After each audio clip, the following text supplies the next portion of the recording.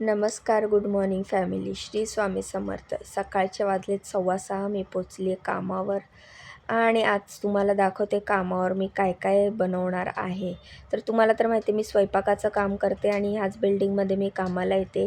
सकाळी 6:15 वाजता माझी कामावर एंट्री होते आणि मग मी 9:30 पर्यंत घरी जाते. सध्या माझ्याकडे 2 कामं आहेत आणि दोन्ही कामावर मी कुठली कुठली रेसिपी बनवते, काय काय बनवते, आमचं डेली रुटीन काय असतं, ते सगळं मी माझ्या व्हिडिओतनं तुम्हाला दाखवते. तर 6:15 वाजले, थंडी खूप जास्त आहे. स्वेटर काढून ठेवलं तर खूप थंडी वाजत होती, पण तशीच मी कामावर निघाली. एकदा किचनच्या समोर म्हणजेच गॅससमोर उभं राहिलं की थंडी पळूनच जाते.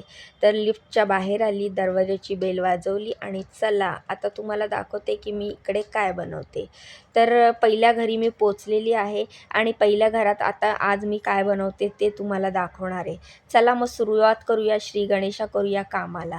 तर माझा स्वयंपाक झालेला आहे आणि मी ब्रेकफास्टमध्ये बनवलेला आहे व्हेजिटेबल उपमा. तर आपण नेहमी करतो तसाच उपमा केलेला आहे, फक्त ह्याच्यात खूप साऱ्या व्हेजिटेबल टाकला आहे. जसं की गाजर, शिमला मिरची, बीन्स, कॅप्सिकम, कॉर्न. आपल्या घरात ज्या ज्या व्हेजिटेबल असतील त्या त्या व्हेजिटेबल आपण टाकू शकतो. फक्त फोडणीमध्ये थोडीशी उडदाची डाळ, खूप सारी मोहरी आणि उपमा झाल्याच्या नंतर थोडीशी तुपाची धार टाकायची, म्हणजे उपमा खूपच टेस्टी लागतो. त्यानंतर दुपारच्या लंचसाठी बनवलेली आहे शिमला मिरची बटाट्याची भाजी. तर शिमला मिरची बटाट्याची भाजी बनवलेली आहे लंचसाठी आणि त्यासोबत बनवलेल्या आहेत मऊ गोल गरगरीत अशा चपात्या. तर तुम्ही म्हणाल की काही दिवसापासून तू बीटरूटची किंवा स्वीट पोटॅटोची वगैरे चपाती किंवा लौकीची चपाती नाही बनवते. तर मॅडम गेलेल्या आहेत हॉलिडेसाठी बाहेर आणि सर एकटेच आहेत, त्यामुळे मी आता अशा गव्हाच्या चपात्या बनवते. मॅडम असल्या की सरांना त्या मॅडम जसं सांगतील, ज्या सांगतील, कारण मॅडम जास्त हेल्थ कॉन्शियस आहेत, त्या जिमला वगैरे जातात, त्या सांगतील तसंच बनतं. पण आता सर आहेत त्यामुळे त्या मला बोलल्या काही दिवस मी गव्हाच्याच चपात्या खाणार आहे. त्यामुळे सरांचे टिफिन पॅक करायला घेतले मी. टिफिनमध्ये सगळ्यात आधी शिमला मिरची बटाट्याची भाजी भरली, त्यानंतर उपमा भरला आणि फूड पेपर घेतला, त्यामध्ये चपात्या टाकल्या आणि तिसऱ्या टिफिनमध्ये मी चपात्या भरल्या. अशा प्रकारे सरांचे 3ही टिफिन मी पॅक केले. आता चौथ्या टिफिनमध्ये मी दही भरणार आहे. आधी हे 3 टिफिन ठेवून देते, त्यानंतर हे दही घरात बनवलेलं आहे. हे दही मी चौथ्या टिफिनमध्ये भरलं आणि हा टिफिन देखील सरांच्या बॅगमध्ये आता भरणार आहे. तर अशा प्रकारे सरांची टिफिन बॅग ही रेडी आहे. मी आता ही नेऊन बाहेर हॉलमध्ये ठेवते, म्हणजे सर जाताना घेऊन जातील. त्यानंतर मी घेतलं किचन साफ करायला. व्हिडिओ केला फास्ट फॉरवर्ड, कारण की जर फास्ट फॉरवर्ड नाही केला तर खूप मोठा व्हिडिओ होणार आणि मग तुम्ही मला म्हणाल काय रीमा रोज तेच दाखवते. तुम्हाला रोज तेच तेच बघायला कंटाळा येतो, पण मी रोज तेच तेच करते, मला किती कंटाळा येत असेल.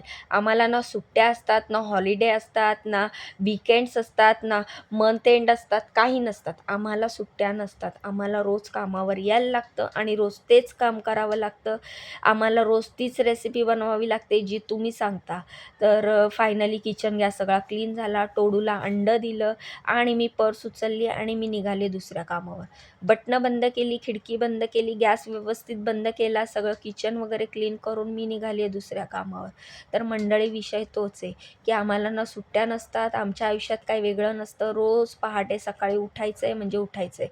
अंग दुखू दे, पाय दुखू दे, हात दुखू दे, डोकं दुखू दे, ताप येऊ दे, सर्दी होऊ दे, खोकला होऊ दे, आम्हाला मात्र पहाटे उठून कामावर यायचं. ते जास्तीत जास्त महिन्यातनं एखाद दुसरी सुट्टी मिळते, पण मग ती सुट्टी जर अशा वेळेला घेतली की मग कधी एमर्जन्सी असेल, मुलांच्या कॉलेजमध्ये शाळेमध्ये मीटिंग असेल किंवा अचानक कुठे बाहेर जायचं असेल, तर मग तेव्हा सुट्टी मिळत नाही. कोणाच्या लग्न कार्याला, कोणाच्या दुःखाच्या ठिकाणी जायचं असेल की मग तेव्हा सुट्ट्या अशा लागतात. त्यामुळे आजारपणात शक्यतो सुट्ट्या घेता येत नाही. कितीही कंटाळा आला तरी कामावर यायलाच लागतं.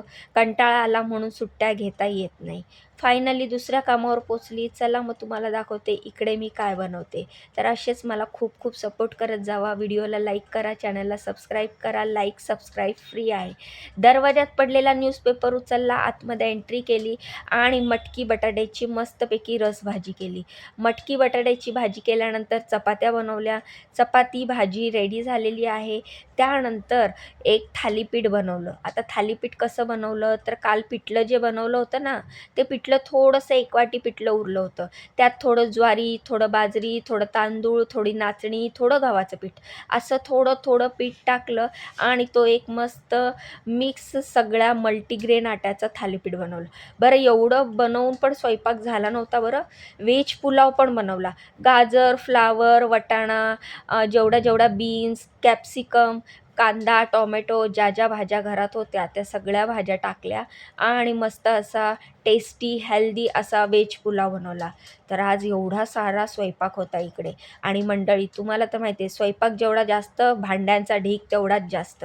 तर व्हेज पुलाव बनवला, त्यानंतर चपाती भाजी बनवली, त्यानंतर परत थालीपीठ बनवलं आणि एवढं सगळं बनवल्याच्या नंतर जो भांड्यांचा ढीग पडला आता तो घासायला घेते. चला मग पटापट सगळं आवरते आणि मग तुम्हाला भेटते. तर सगळे कढया वगैरे रिकामी केला. कढईमधली भाजी छोट्या भांड्यात काढून घेतली. त्यानंतर कुकरमधला पुलाव एका डब्यात काढून घेतला.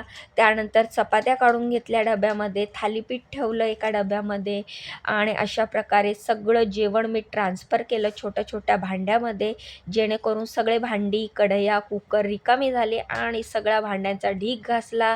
भांडे घासून झाल्यावर पुसून जागेवर लावले. गॅसचं मेन नॉब बंद केलं. किचन गॅस सगळं क्लीन केलं. सगळं व्यवस्थित आवरून मी आता चालली आहे घरी. तर बघू शकता कधी-कधी बायकांना आपल्या स्वतःच्या घरातलं एका घरचं काम करायला कंटाळा येतो. पण आम्ही प्रत्येक ठिकाणी प्रत्येकाच्या घरी जाऊन स्वयंपाकाबरोबर भांडी, किचन साफ करणं हे सगळं करतो. शिवाय हे सगळं करून मग घरी जातो, घरचं आवरतो. आणि बरं हे सगळं करताना आमच्याकडून एखादी चूक झाली किंवा एखादं काम राहिलं, तर लगेचच आम्हाला फोन येतो की तुमच्याकडनं हे राहिलं, तुम्ही हे केलं नाही. तर आम्हीसुद्धा माणूस आहोत. कधी-कधी आमच्याकडनं पण चुका होतात. तर माणसानेच माणसाला समजून घ्यावं का नाही? तुम्हाला काय वाटतं बरोबर आहे का नाही? कमेंट करून सांगा. आजकाल जर आपल्याला आयुष्य जगायचं आहे तर कष्टाला पर्याय नाही. जर आपल्याला इमानदारीने आयुष्य काढायचं आहे तर कष्ट करावंच लागेल.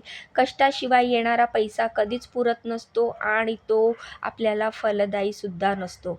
त्यामुळे जर तुम्हाला वाटत असेल की मला श्रीमंत व्हायचं आहे, खूप पैसा कमवायचा आहे, काहीतरी करायचं आहे, घर घ्यायचं आहे, गाडी घ्यायची आहे, तर कष्ट करावंच लागणार.